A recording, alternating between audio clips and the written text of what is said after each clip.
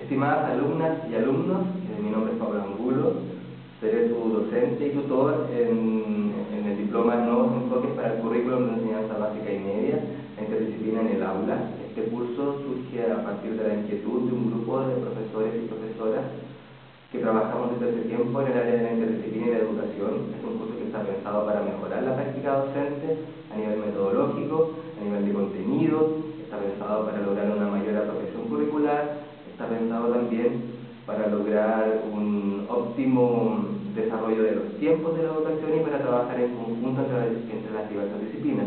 Los invito a poder participar en todas las instancias que el entorno virtual de aprendizaje lo van a permitir. Este curso está pensado en 4 módulos. El primero de ellos es el entorno virtual de aprendizaje, precisamente donde van a aprender todas las herramientas de comunicación con nosotros. Este módulo va a estar a cargo del doctor Jorge Valdivia.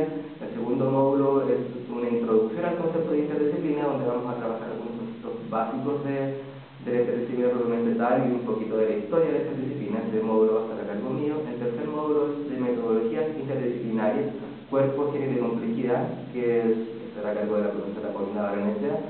Este módulo resume las metodologías que nosotros consideramos más importantes dentro del desarrollo en el aula y las que presentan las mayores falencias en este momento. Y el cuarto módulo son propuestas didácticas desde la interdisciplina, que estará a cargo de la profesora María Amanda Saldías. Desde ya les damos la bienvenida, los invitamos a trabajar y que se comuniquen con nosotros en todas las instancias que aprenderán dentro del entorno virtual de aprendizaje.